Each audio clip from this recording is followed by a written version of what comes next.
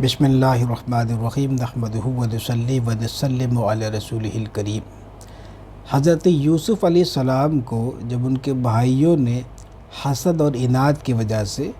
کنویں میں ڈال کر کے چھوڑ دیا تھا تو آپ نے ایک جملہ فرمایا اور قرآن مقدس نے اس کی حکایت کی ہے، اور یہ سورہ یوسف میں اس طرح آتا ہے کہ آپ نے فرمایا ان ربی لطیف لما یشاء، کہ بے شک میرا رب جس کام کو چاہے آسان کر دے۔ تو فرمایا کہ اس کہنے کی برکت سے، آپ کے اس قول کی برکت سے اللہ نے آپ کو اس کنویں سے نجات بخشی، اور اسی کی برکت سے اللہ نے آپ کو مصر کی حکومت بھی عطا فرمائی۔ تو یہ جو کلمہ ہے سورہ یوسف کے 100 نمبر آیت کے اندر ان ربی لطیف لما یشاء یہ موجود ہے، اور مشائخ اس کے بارے میں، اس کلمے کے بارے میں بہت تعریف کرتے ہیں۔ امام غزالی رحمۃ اللہ تعالی علیہ نے اس آیت کے تعلق سے ایک حکایت یہ نقل فرمائی ہے کہ ایک شخص مدت دراز سے قید خانے میں بند تھا، تو اس نے اس آیت کو پڑھنا شروع کیا، ان ربی لطیف لما یشاء، ان ربی لطیف لما یشاء، ان ربی لطیف لما یشاء۔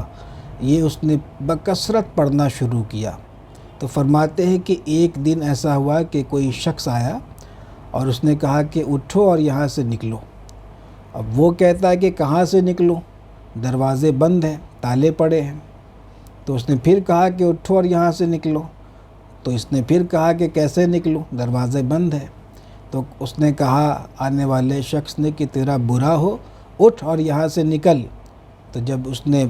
اس طریقے سے کہا تو اس پر ہیبت طاری ہوئی جیسے،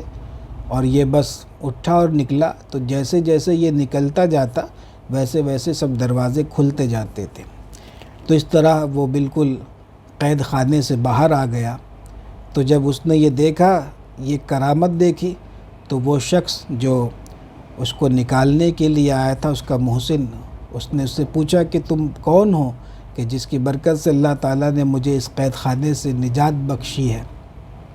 تو اس نے کہا کہ میں ان ربی لطیف لما یشاء کا بندہ ہوں۔ ممکن ہے کہ اس آیت کا موکل ہو۔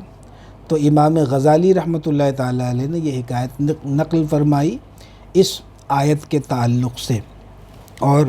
لکھا ہے کہ بعض عارفین نے کہا کہ جس کی معیشت تنگ ہو، جس کی معیشت تنگ ہو اور دنیا کی کوئی چیز اس کے پاس نہ ہو، انتہائی غریب ہو، اور اس کے ساتھ یا پھر یہ کہ دل کسی عورت سے لگ گیا، نکاح کرنا چاہتا ہے لیکن طاقت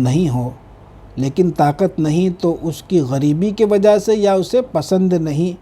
یا بیمار ہے کہ حکماء اس کے علاج سے عاجز آ چکے ہیں، ڈاکٹر حکیم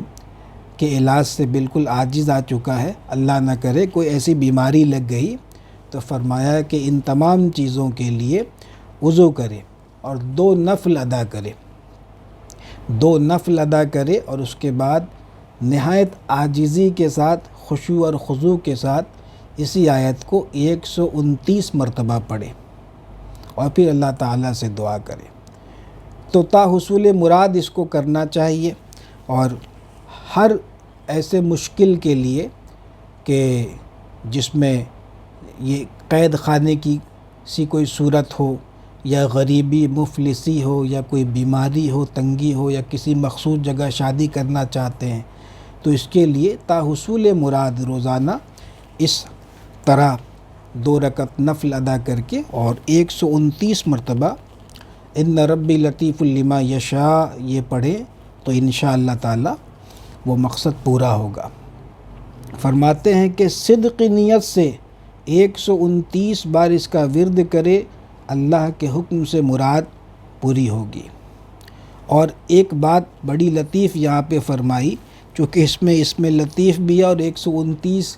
مرتبہ پڑھنا یہ اسم لطیف کے عدد کے موافق ہے۔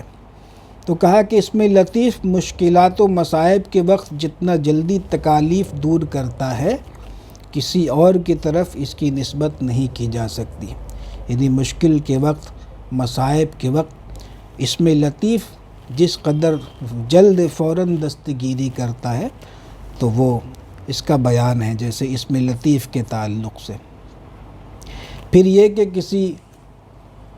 ڈراونے ماحول میں اگر ہیں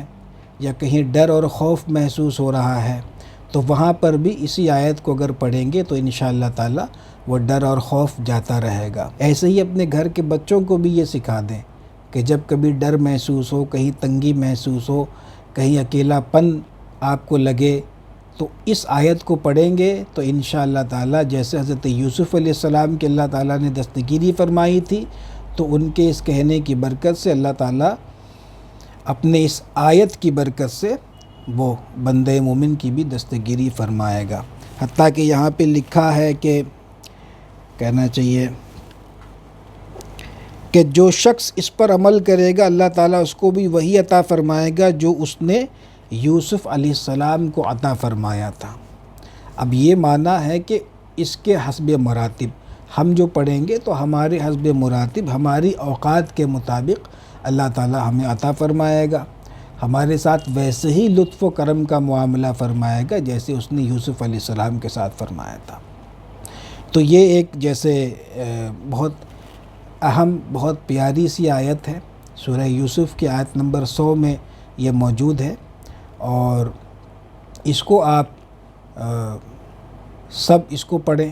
جس کو بھی حاجت ہو، جس کو بھی ضرورت ہو ان کو بتائیں، اور اس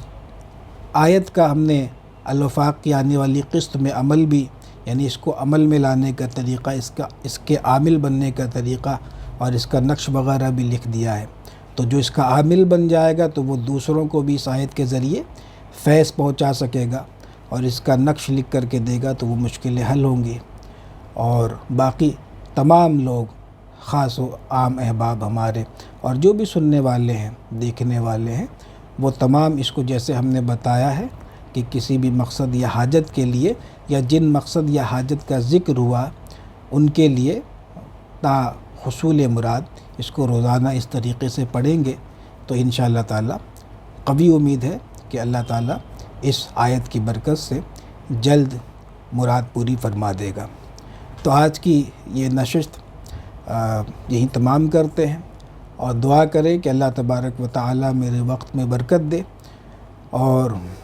تمام کام اپنے وقت پہ ہوتے رہیں اور اس میں خوب برکت ہو، اور اللہ تعالی ہم سب کو علم نافع اور خیر کثیر عطا فرمائے۔ السلام علیکم ورحمۃ اللہ وبرکاتہ۔